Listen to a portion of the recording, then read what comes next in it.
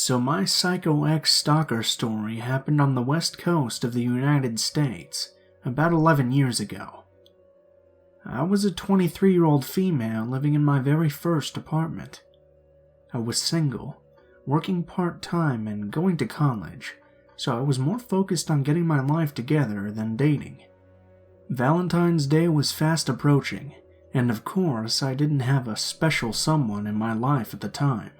So a coworker of mine thought it would be a good idea to hook me up with a single guy she knew named Jack. Jack and I talked on the phone for a few days before meeting in person. When we eventually met, Jack brought flowers, candy, and immediately told me how attracted he was to me, even saying that I was his girl now. It struck me as kind of an odd thing to say, as it was our first time meeting, but I thought he was really handsome. He was 6'1", I'm 5'3". He had a gorgeous smile and seemed really sweet, so I just brushed the oddness off.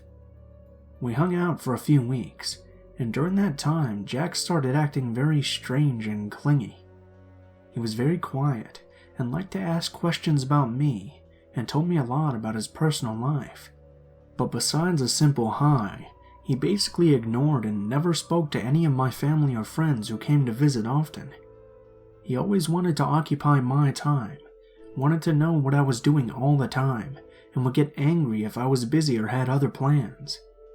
He wasn't physically abusive, but he was really possessive.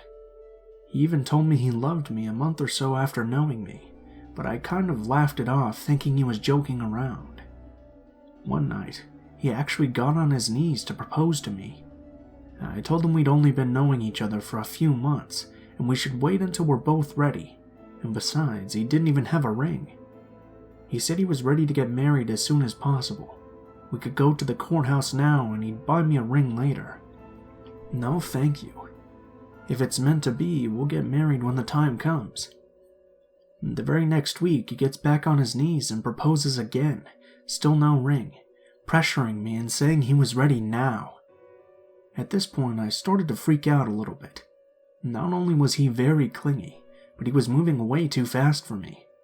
I mean, we'd only been dating a couple of months. I was still busy with work and school, so I told him maybe we should take a break from hanging out for a while. He got this really weird look on his face and got really quiet, but eventually started smiling and agreed with me that we should take a break. After a few days of not hearing from him, I came home to find him sitting on my staircase. I ask him what he's doing there, and he just tells me that he's waiting for me and smiles. After an awkward moments of silence, I tell him that he needs to go home. He got up and left, but then he started randomly stopping by my place. If I was ever there, I tried to pretend not to be. He would knock for about 30 minutes, leave for a couple, and then come back. He started waiting on my staircase for me to get home so much, I had to hide at a neighbor's apartment and wait until he eventually left. He called my cell phone non-stop, and I just ignored him. After a couple of months of this, he just stopped all of a sudden. I was relieved that he might have finally gotten the point. After about 3 months of not hearing from him, I get a call from an unfamiliar number. I answered, and it was Jack. He wanted to know how I was doing, and he wanted to come and see me. He also said he'd told his mother about me, and she wanted to meet me too.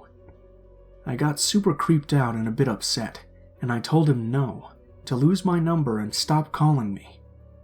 I guess he heard the opposite, because he started randomly knocking on my door again. He knocked on my door a couple of times, and each time I had a friend or family member tell him to leave, and not come back. Each time he smiled and said he understood. The third time he came over was the last straw for me. I had my best friend tell him I wasn't there. I was, but I was in hiding. He asked her if he could wait for me inside my apartment until I got back. She told him no, and then he tried to force his way in. My friend called my name, and I ran out to help her shut the door. Heart racing, I told him I was going to call the police if he didn't leave, and to never come back again. He mumbled something through the door, and then I could hear him walking down the stairs. I ended up not calling the police that night. but I regret that decision to this day. Jump forward about 5 or 6 months later. It was a bright, sunny Saturday afternoon. 2 of my younger sisters, 17 and 14, were visiting. I was still laying in my bed because I had a major migraine. Since I lived alone, I'd gotten used to leaving my bedroom door open so I could hear everything. I could hear them watching and talking about Vanilla Sky, the Tom Cruise movie. I could also hear kids laughing and playing outside. Nothing weird whatsoever. I took more aspirin, then dozed off again, but I was shortly awoken by a loud bam. At first, I thought maybe a kid had bounced a ball or something off my door. Then I heard it again, and my sister started yelling, "What the hell is that?" Just as I was about to get up to see what was going on, bam. I heard screaming, and then a man's voice yelling, "Get the fuck up!" I started to panic, so this part might sound kinda fucked up, but since I had no clue what was going on or who the persons were, I slowly closed my door, blocked it with the dresser, sat on the floor in front of it, and called 911. In my state of mind, I thought it would be better to get the police over ASAP instead of risking my life even further by running into an unknown situation. Maybe the intruder didn't know it was a third person there. Anyway, I told the operator someone had broken into my apartment and sounded like he was threatening my sisters and that the police needed to come fast. The operator asked me a lot of questions about how many or what the intruders looked like, but of course I couldn't say because I was still laying in my bed when it started. While I'm speaking with the 911 operator, I could hear the man's voice asking, "Where's your sister? She doesn't know what I had to do for her. I love her." I heard more screams, and then I heard, "She's in the room." At that point, my heart started beating triple time. I don't know why they told this person where I was. Maybe just out of pure terror, or maybe getting me back for not coming out of my room to check the situation. But next thing I know, my bedroom door was being kicked hard. So hard I thought I actually started sliding across the floor. The intruder stops kicking at my door and yells, "If you don't open the door right now, I'll kill everybody."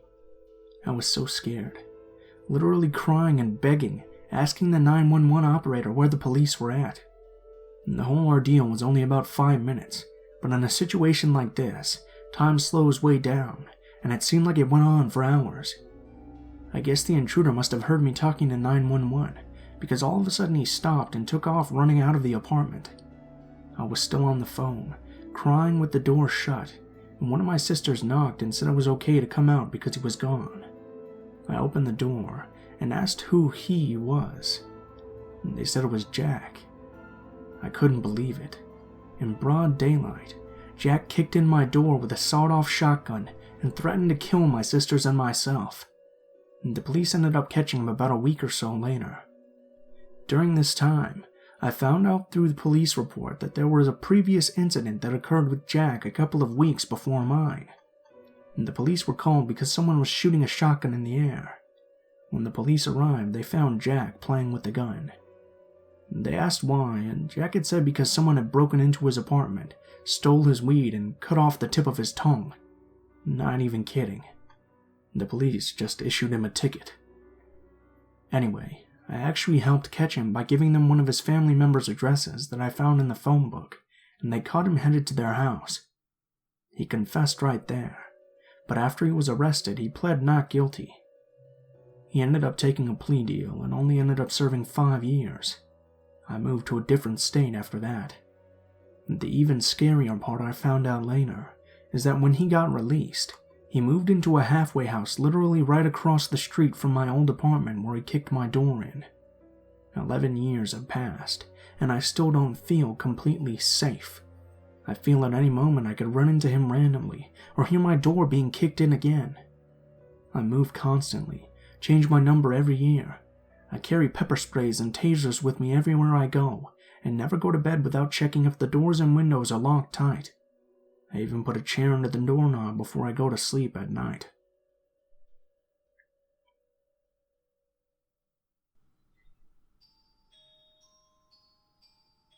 Background. My mom dated a guy, Will, when my older sister and I were much younger. I was about 3 and my sister was about 9. They had been dating for a couple years until she figured out he'd been doing hard drugs, so she broke off the relationship. He didn't take this too well and started stalking her, which leads us to the story I'm about to tell you. In the beginning, it wasn't that bad. She would coincidentally run into him places, as well as receive numerous phone calls each week asking for her to come back to him. Each time, she would say no because he still wasn't sober. This frustrated him, and soon things began to get worse.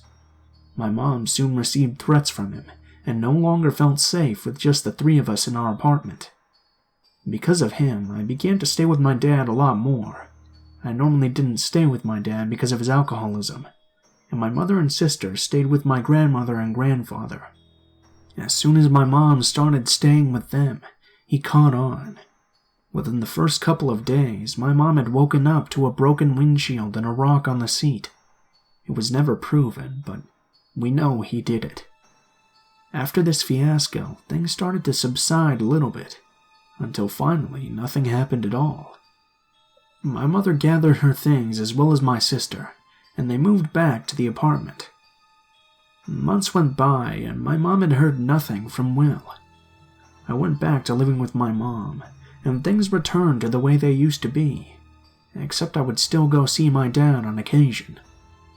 One of the nights I stayed with my dad, my sister begged my mom for them to spend the night at my grandma's. At first she said no, but after a while gave in and packed up their things for the night. While there, my mom's phone number came up on the caller ID. My mom automatically knew that Will was in the apartment. It took police no time at all to get there, seeing as they had been called a few times before regarding Will. When they entered the apartment, all the lights were off. When they turned them on, they saw him in a chair facing away from them. He stood up thinking it was my family members coming home, and gave the police a clear view of the knife in his hand.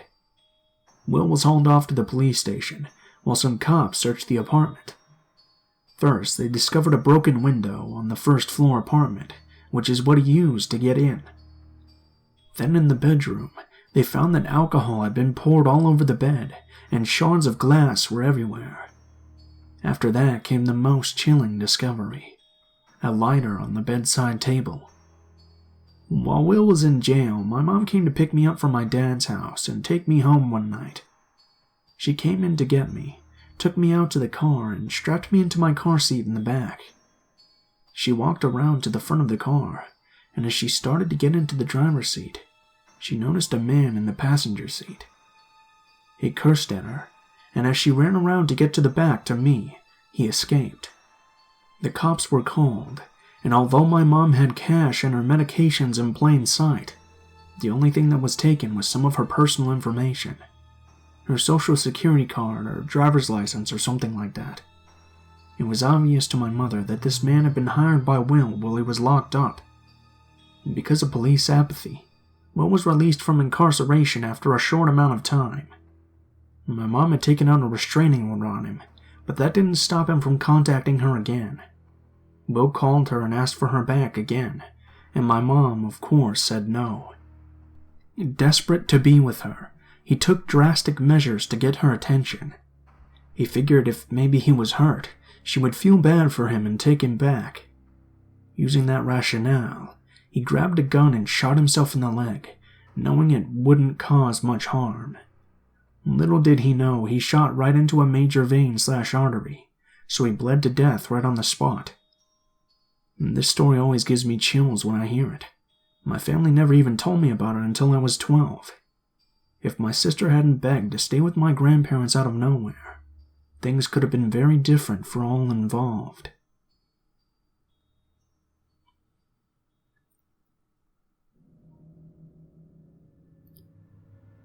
In college, a while ago, I got into a relationship with a guy. He was fine until he found Jesus. He quickly went crazy, claiming demons spoke to him, trying to buy weapons from some shady friends we had, fantasizing about how he would hurt people, and becoming incredibly controlling and physically abusive, nearly killing me a few times. Needless to say, I got the fuck out. After a few threats and really crazy behaviors, he left me alone for a while, and I thought that was that. I was heading to my dorm after a meeting one night, when I decided to pass it and go to the student union, which was right down the street, to get some ice cream. As I passed the dorm, I heard steps behind me. I turned around, and I thought I saw someone in a white shirt ducked behind a big signboard. I kept walking, listening carefully. I heard something move and whipped around again. There, a person, his size, staring at me from behind a tree. I couldn't see very well, but it really looked like him. I was mildly freaked out by then, but just walked a little faster. I'd hear occasional footsteps and breathing behind me, but I didn't dare stop or let on that I knew someone, probably him, was there. I knew he owned a gun, and would likely put a bullet into me given the chance. He was that psycho and upset that I dared to break up with him. I walked all the way down to the Union, got some ice cream, and just sat there in the store eating, unwilling to go back out into the unlit street in case it was my crazy armed ex. I still hadn't mustered the nerve to head back when my phone suddenly buzzed. My heart just about fell out of my chest when I saw the message. It was some of my friends, a very sweet couple. They'd been walking way behind me when they saw something that alarmed them enough to text me. "Your ex is walking around the street." They called me before I could even text them back. "Hey, where are you? Your ex is prowling around here near your dorm. He was coming back from the direction of the Union. I think he had a gun. Was he with you? What's going on?" Panicked, I assured them that I had not been with him, but someone who looked like him had been following me, and I was at the Union and too scared to go back alone. They practically yelled at me to stay there and not go anywhere, and that they were coming. A few minutes later, they came running into the Union, breathless, eyes wide, asking me why he was by my dorm and what had happened. This was probably what scared me most of all. The boyfriend, who is a black belt in karate and is never scared, looked absolutely terrified. He was coiled into some kind of fighting stance and looking around wildly, afraid that my ex would appear out of nowhere with his gun. They told me they were taking me back to my dorm and calling the cops. They sandwiched me between them, and we walked back to my dorm as quickly as we dared, the boyfriend walking in front and yelling into the darkness that my ex had better not try anything. I let the two of them into my dorm, and we went up to my room, where my roommates put in a frantic call to the police. As we peeked out the windows facing the street inside of the dorm, there he was, lurking in the trees to the side and looking up. A streetlight reflected something in his hand, something shiny. I saw him tug at the .22. I realized he was carrying, and looked up. We locked eyes, and I saw something. This kind of rage in his eyes that froze me. In that moment, I knew he really was out to kill me, and my friends and I had foiled him this time. He quickly turned and ran away through the trees. We didn't know whether he would come back and try to break in or something, so we called the police again, and lo and behold, sirens within minutes, and officers with guns drawn combing the area. They caught him a few hours later, still with the .22 in hand. He confessed that he was indeed going to try to kill me if he had the chance, but he didn't want to take potshots at me with my friends there. Apparently, since I had broken up with him, I was given over to Satan, and he had a duty to make sure I died and went to hell. Of course, he went to jail, and later to a mental hospital, and I moved out of that dorm a week later. I just couldn't live with the thought that he could break out and come after me again. I got some cop friends to keep an eye on my roommates until they could move out too. I was never really the same after that. I was so afraid and paranoid for years and years. Now I can be out and about without any fear, but I still have nightmares about him staring at me through the trees, gun in hand and rage in his eyes.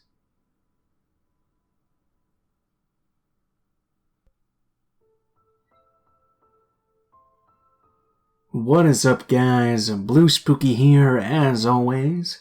I just wanted to thank you guys so much for watching, especially if you made it this far to the end of the video. I know I said I was going to start putting out videos more regularly, but wouldn't you know it, something happened right after I said that.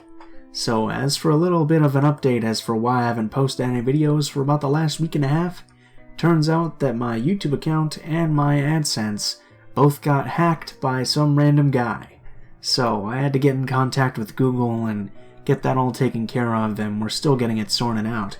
But at this point, I've regained control of my account, and I can start posting videos again. So thank you guys for being so patient and bearing with me through all this craziness. There's been a lot going on lately, but I'm gonna try my best to get back to a normal schedule now that all of this is finally over. If you guys liked the video, please feel free to leave a like, comment some feedback, or subscribe if you feel so inclined. If you'd like to contact me, or if you'd like to send in a story you'd like me to read, or one that you have yourself, please be sure to look in the description of the video below for all of my social media. This includes my Facebook, Gmail, and Twitter. I try to check them all as often as possible. If you do decide to send in a story, please make sure to include in the title or subject what the type of story is, if it has any, how you'd like to be credited in the description of the video it appears in, and what the title of your story is. If you guys are curious at all about the music used in this video, please be sure to look in the description as well. I always have the music tracks that I use listed in the order which they appear in the video, and I have a link to the artists as well, so that you can go ahead and check out more of their work if you like the stuff that you hear in the video. Last but not least, if you guys really like my content and you feel like you'd like to support my channel, please be sure to take a look in the description and click on my Patreon link. It's basically a tip jar for creators, so if you feel so inclined, you can make a small donation for the channel. It'll never be required or anything like that, it's just for those of you who feel like you'd like to give more to the channel. And any help in that department is always appreciated, so please be sure to take a look at that if you guys are interested. If you guys have any constructive criticism on what I can do better in my videos, please be sure to leave it in the comments below, as I'm always looking for new ways to improve the channel. Thank you guys so much for watching, and I hope you guys have a wonderful day.